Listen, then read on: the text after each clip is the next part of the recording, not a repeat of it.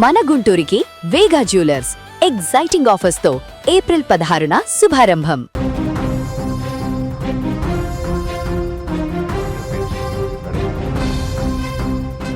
సంతోషంగా జరుపుకోవాల్సిన పుట్టినరోజు వేడుక ఒక కుటుంబంలో తీరని విషాదాన్ని నింపింది.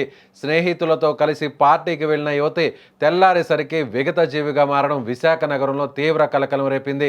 విశాఖపట్నం జోడుగుళ్లపాలెంకు చెందిన శాంతి అలియాస్ జెస్సీ తన స్నేహితుడి బర్త్డే పార్టీ కోసం బుధవారం రాత్రి బయలుదేరింది.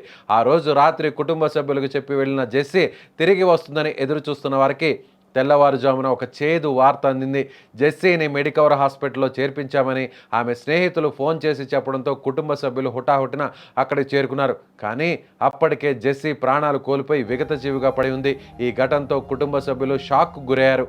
జెస్సీ మృతి వెనుక ఆమె స్నేహితుల హస్తం ఉందని కుటుంబ సభ్యులు బలంగా ఆరోపిస్తున్నారు. బర్త్డే పార్టీలో ఏదో గొడవ జరిగిందని, ఆ వివాదమే ఆమె ప్రాణాలు తీసిందని వారు అనుమానిస్తున్నారు. జెస్సీ శరీరంపై ఉన్న గాయాలు, గొంతుపై కమిలిన గుర్తులు మరియు చెంపపై ఉన్న దెబ్బలు చూస్తుంటే ఎవరో కొట్టి చంపినట్లు స్పష్టమవుతుందని కుటుంబీకులు ఆరోపిస్తున్నారు. ఆ రోజు రాత్రి 6 యువకులతో కలిసి జెస్సీ పార్టీకి వెళ్ళింది. వారిలో వారే గొడవ పడి ఆమెను కొట్టి చంపారని జెస్సీ ఫ్యామిలీ అరిలోవా పోలీస్ స్టేషన్లో ఫిర్యాదు చేసింది. మరోవైపు ఈ కేసులో ప్రధాన నిందితులుగా భావిస్తున్న ఆ స్నేహితుల వాదన భిన్నంగా ఉంది. పార్టీలో జెస్సీకి ఉన్నట్టుండి ఫిట్స్ రావడంతోనే ఆమె మరణించిందని వారు చెబుతున్నారు. అయితే శరీరంపై ఉన్న గాయాలను చూస్తుంటే ఈ వాదనను నమ్మడం కష్టమని స్థానికులు, పోలీసులు భావిస్తున్నారు. దీంతో ప్రాథమిక ఆధారాలు, కుటుంబ సభ్యుల ఫిర్యాదు మేరకు 6 యువకులను పోలీసులు అదుపులోకి తీసుకున్నారు. ప్రస్తుతం పోలీసులు ఆ హోటల్ గదిలో ఏం జరిగిందనే అంశంపై విచారణను వేగవంతం చేశారు. ఫోరెన్సిక్ రిపోర్ట్ వస్తేనే అసలు నిజం బయటపడుతుంది.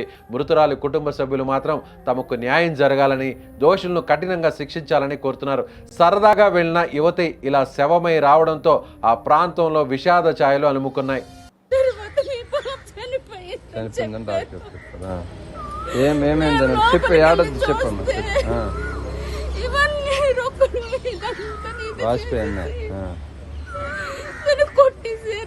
చెప్పు, ఏడద్దు చెప్పు, వీడియో తీస్తాను.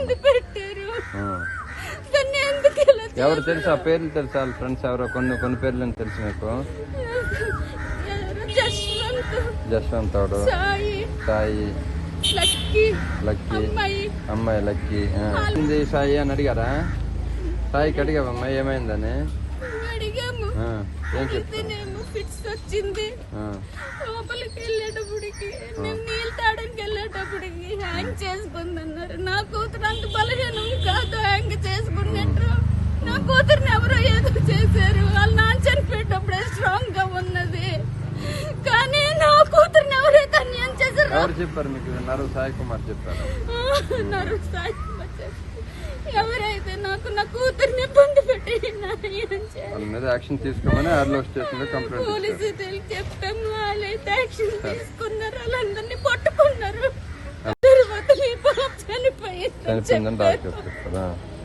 ఏమేమైందని చెప్పి ఎస్, జెస్సీ కుటుంబ సభ్యులు మాట్లాడుతున్నటువంటి తీరును చూస్తే ఫస్ట్ ఫ్రెండ్స్ ఏమో ఫిట్స్ వచ్చిన తరువాత మంచినీరు తీసుకువెళ్ళడానికి బయటకు వెళ్ళాము, మంచినీరు తీసుకొచ్చి వచ్చే లోపల గదిలో తాను ఆత్మహత్య చేసుకొని చనిపోయింది అనేటువంటి విషయాన్ని వారు చెప్పారు.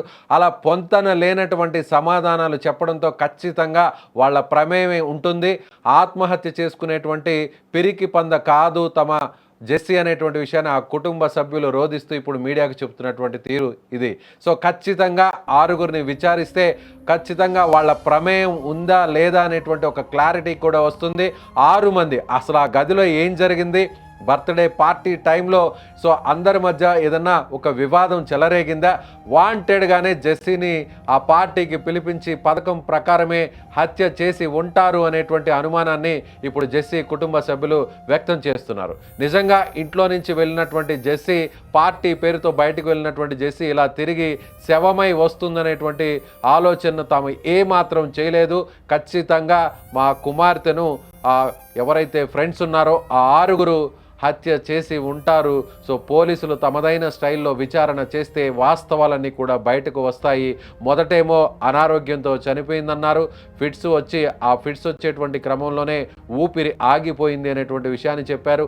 ఆ తర్వాత కొద్దిసేపటి తర్వాత మాట మార్చారు. సో జెస్సీ ఆత్మహత్య చేసుకుని చనిపోయిందనేటువంటి విషయాన్ని పొంతన లేని మాటలను కేవలం నిమిషాల వ్యవధిలోనే మారుస్తున్నారు అనేటువంటి విషయాన్ని చెప్పారు. జెస్సీ ఒంటి మీద ఉన్నటువంటి కమిలినటువంటి గాయాలు, గొంతు మీద ఉన్నటువంటి గాయాలను చూస్తే ఖచ్చితంగా హత్య చేసి ఉంటారని జెస్సీ కుటుంబం ఆరోపిస్తుంది.